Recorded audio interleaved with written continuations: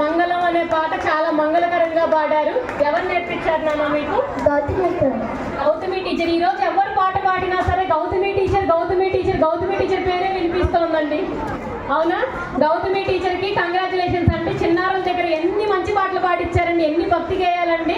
మీరు ఇలాగే మన పిల్లలందరి దగ్గర ఇంకా ఇంకా ఎన్నెన్నో నేర్పించండి. పిల్లలు రోజు మంచిగా పర్ఫార్మెన్స్ ఇస్తారు. మన గణేష్ మహోత్సవానికి ఇలాంటి భక్తి గేయాలన్నిటివి కూడా అన్నిటికీ బలము మరియు భగవంతుని యొక్క ఆశీర్వాదం. Next performance by